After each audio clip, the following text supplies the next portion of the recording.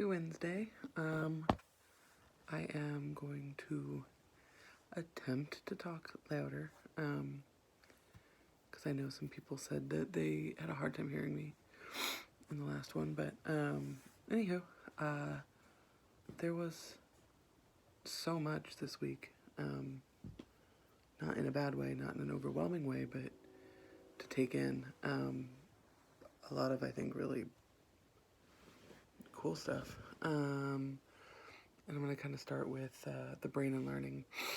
And the first thing, and I have a note here that says this, that like, this is probably, or maybe a silly question, but it just made me think about this. If like, our frontal lobe is the part of our brain in which we mirror people with, and the part of like vocabulary that has to do with like semantic processing, and vocabulary, if that's all done in the posterior part of our brains, then wouldn't it make sense, like, that it would be difficult to learn another language, at least later in life,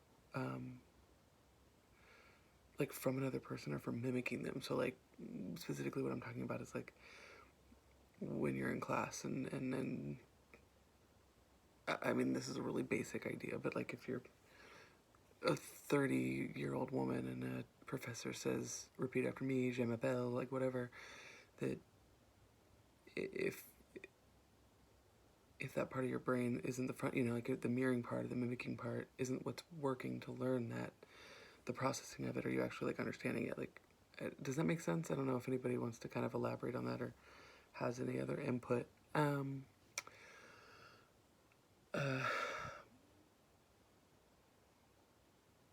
This part two of this book also talks a lot about our brains, the different parts of our brains, and how we learn.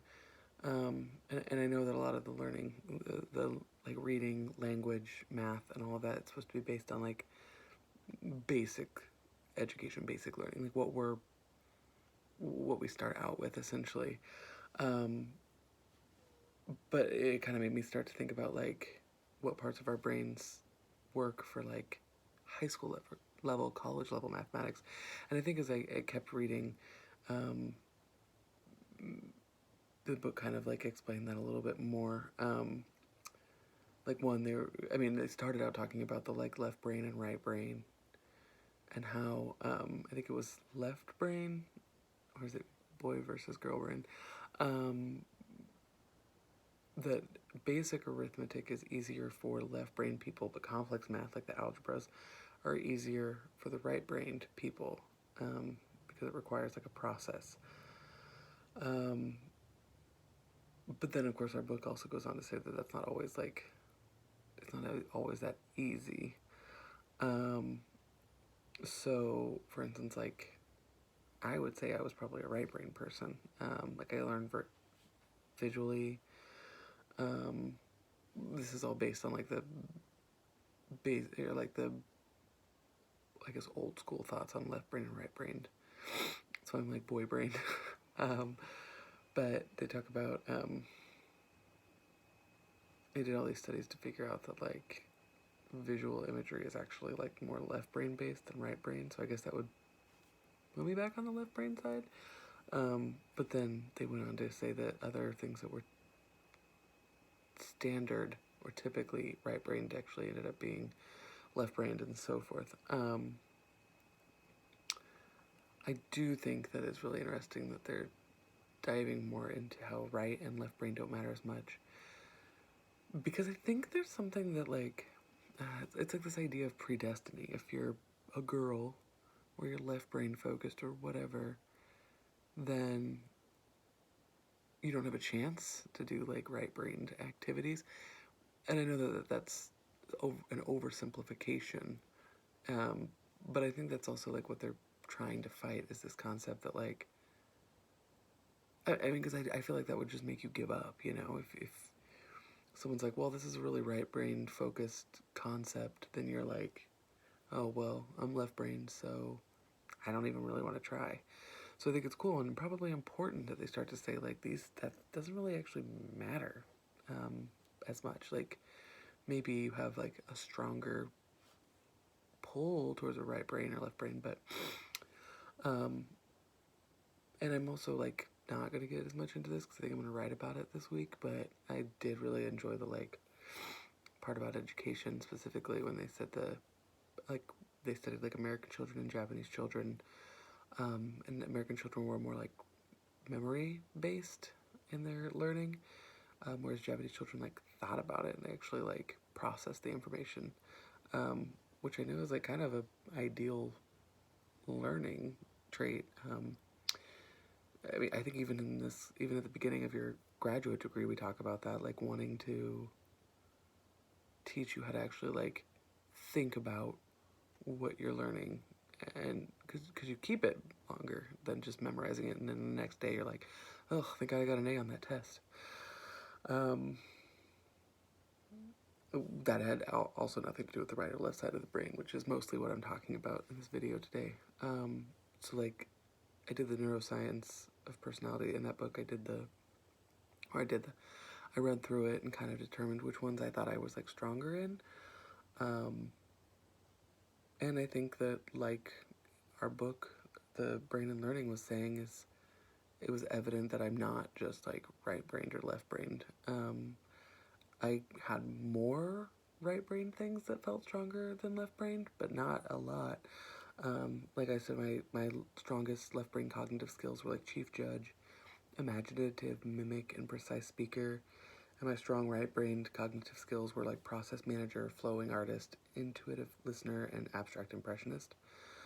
Of course, this is also assuming that like that's true. I mean, that's like my interpretation of my skill set. Someone could study my brain and be like, nah, girl, that's not it.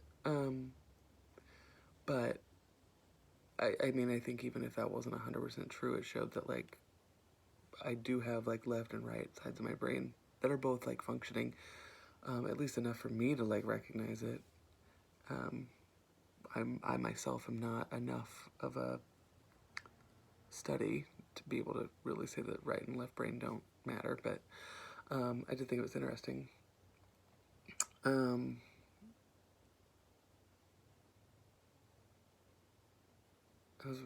trying to think of the things in like the video that really stood out to me.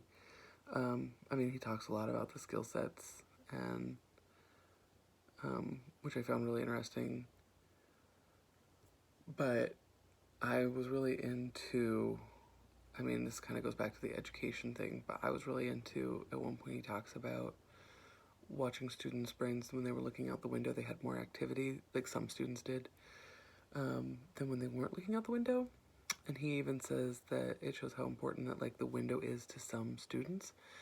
And it made me think about like how I think about this a lot as like having two children myself, is that not everybody does well in the same environment, like the same learning environment. That, you know, I mean, the window's just an example, but like some people need windows, some people need to be outside, some people need whatever, like hands-on learning. And I think that's like really cool and really important that they're talking about it. The last thing that I like thought was kind of interesting was how people's brains fire right before they do something, and if you're watching the brain, you can see that, but it doesn't give you enough time to like respond to it, because it happens so quick. But it just kind of like made me think of when you really know somebody, how they, you can see them do like little things, and you know they're about to do something. You just like really know them really well. It's like a really like physical version of what he's talking about. I mean, I can't see their brain waves, but it's like you can see the way that their brain is working. I remember with a friend once, she barely moved her arm, like she was gonna take a right. I mean, barely. And even she freaked out. She was like, I don't think I moved. I just saw her arm like muscle tense or something, and I was like, it's not this turn, it's the next one. And she was like, I don't even understand how you knew I was gonna turn. Anyway, that part just reminded me of that, and I was just thinking how like our brains do, like she was responding to her brain saying it was that turn, and I saw that response faster than she actually like did it. Anyway, this is all just really fascinating to me, all this, I guess, the way our brains fire. So